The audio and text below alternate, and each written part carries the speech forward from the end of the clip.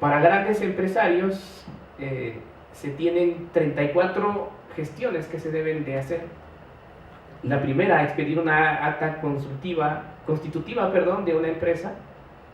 Empieza con un notario, continúa con todas estas gestiones que se tienen que hacer ante secretarías de Estado y a continuación ante Comisión Federal de Electricidad.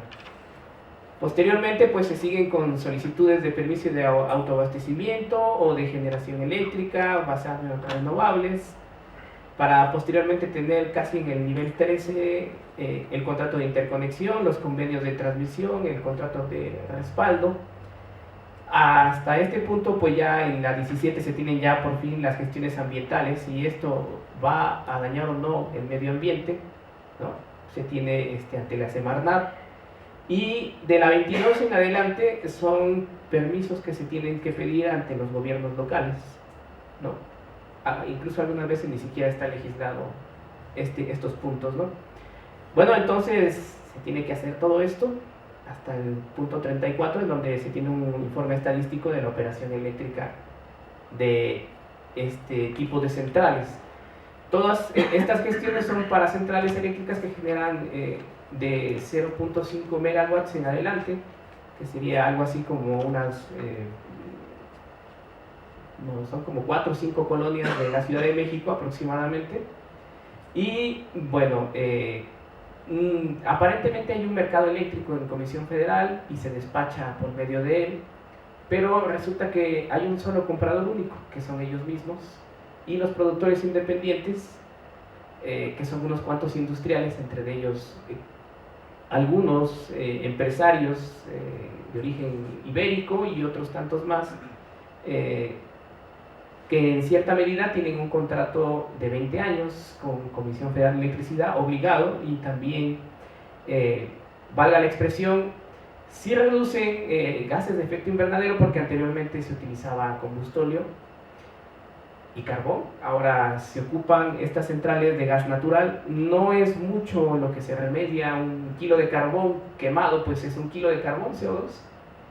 En cambio, el equivalente en gas natural pues son 300 gramos, pero no se deja de consumir hidrocarburos. Bien, si la instalación es de menos de 500 kilowatts o 0.5 megawatts, pues se reducen de 17 a 34 los requisitos.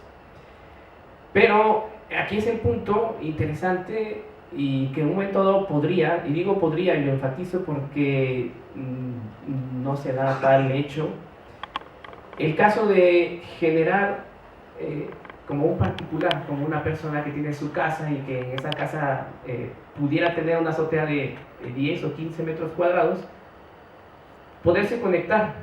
En principio se ha hecho esto para el intercambio energético.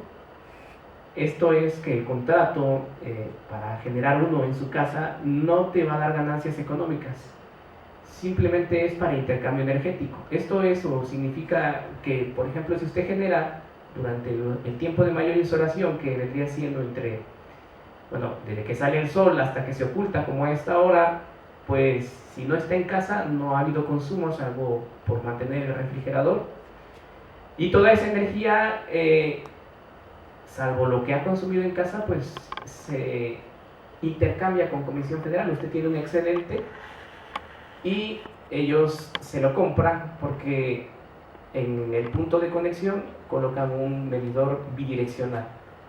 Si usted llega a su casa y consume, digámoslo, poco, porque seguramente llega cansado y va a dormir, pues lo que pudiera haber consumido quizás tenga una diferencia a favor, ¿no?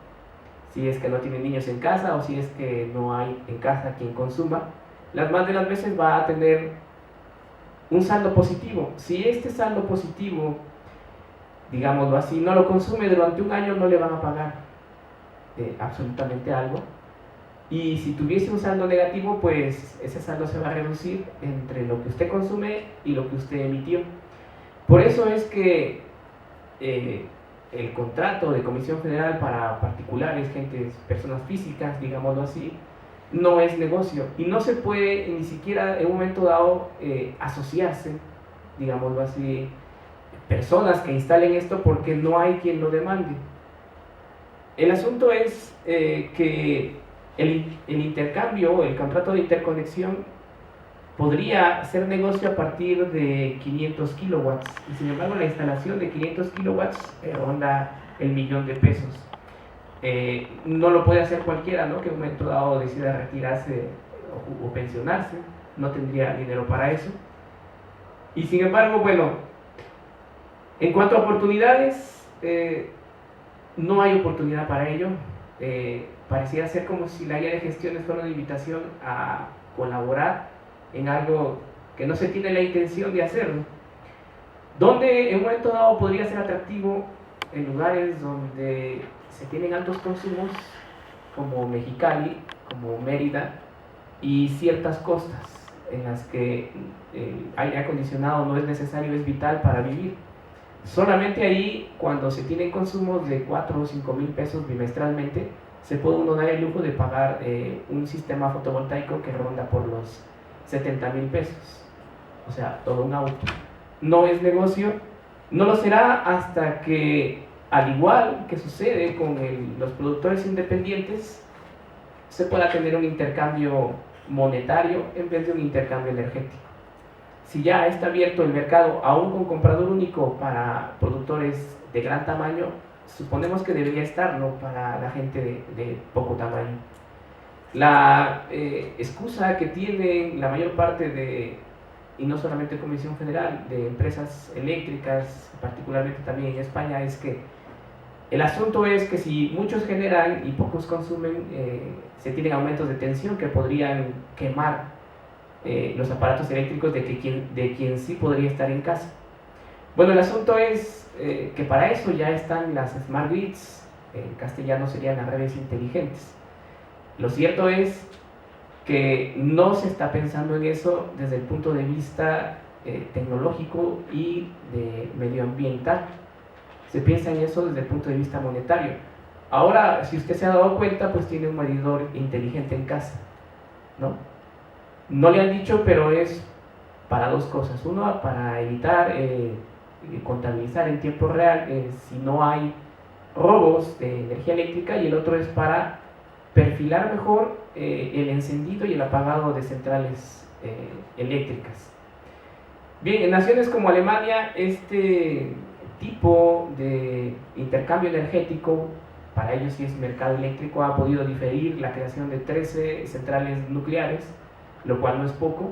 De pequeños consumidores han formado cámaras de comercio y han llegado a formar lo que se conoce como una virtual power plant o central virtual de energía, con un control centralizado, de tal manera que cuando sucede lo que les había dicho, que se tiene una alta generación y un bajo consumo, ellos mismos van regulando justamente la cantidad de energía que pueden proceder a poner en la red y con ello no dañar físicamente las instalaciones. Bueno, la central virtual no es más que la asociación de mucha gente que puede hacer esto y que, como vemos, pues puede llegar a aplazar, por qué no decirlo también, a sustituir lo que se quiere hacer en Laguna Verde, que es repotenciarlo justamente, ¿no? No sé si el miedo sea lo que mueva, pero Japón hizo después de Fukushima una gran encuesta en la que la gente dice, bueno, ya no queremos más de esto, y si podemos sustituirlo, pues será mejor para nosotros. Bueno, ya le hablé de la creación de centrales virtuales. Nada más me resta comentarle que, por ejemplo, una hidroeléctrica como la Yesca, como la Parota, llevan 5 a 7 años de construcción. La instalación de un panel de un sistema fotovoltaico domiciliario lleva cuando mucho 3 meses con todos los permisos. Si se pueden instalar muchos paneles o sistemas fotovoltaicos de manera paralela, pues se puede llegar a sustituir una gran central hidroeléctrica, evitando con esto el desplazamiento de mucha gente y toda la aceptación social negativa que tienen centrales nucleares y grandes complejos hidroeléctricos.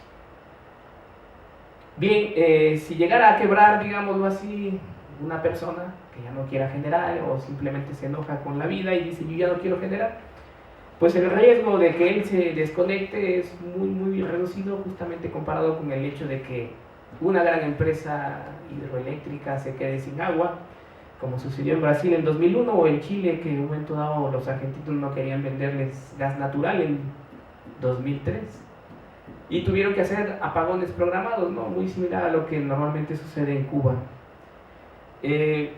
No hemos vivido nosotros eso, afortunadamente, para bien o para mal, tenemos petróleo y gas natural, y si llegara a haber sequías, pues no se depende mucho de las centrales hidroeléctricas. El 70% del mix energético mexicano pues es gas natural y combustible. El asunto es que tampoco podríamos hacer algo comparado con lo español, tener un gran déficit de tarifa y en un principio liberalizar todo y hacerle creer a la gente que el mercado es la solución, como les pasó a ellos. Tuvieron un bajón de tarifas en un principio y después no han dejado de subir.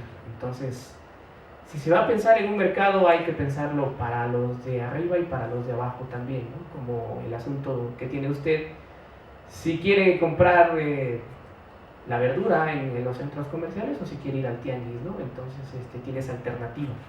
Deberíamos tenerla también desde el punto de vista eléctrico. Se tiene ya en telecomunicaciones en cierta medida. Bueno, usted si quiere también puede elegir qué canal ver. De la misma forma, pues también debería poder optar si quiere generarse su energía verde o quiere seguir consumiendo la energía contaminante de Comisión Federal o de algún otro modo. Bien, los contratos de intercambio como recomendación deberían ser contratos monetarios para poder incentivar eso que nos hace falta. Bien, el impacto que se podría tener al crear empresas que pueden retirar del medio ambiente una cantidad considerable de CO2 o usando bonos de carbono no es atractivo en México porque no es negocio generar energía eléctrica a nivel micro. Esas son las conclusiones. Esto no es gratuito, hemos recibido financiamiento del mismo Politécnico Nacional para explicarles pues justamente cómo suceden las cosas en esta nación. No estamos tan mal tampoco, ¿no? No tenemos, digámoslo así, un sistema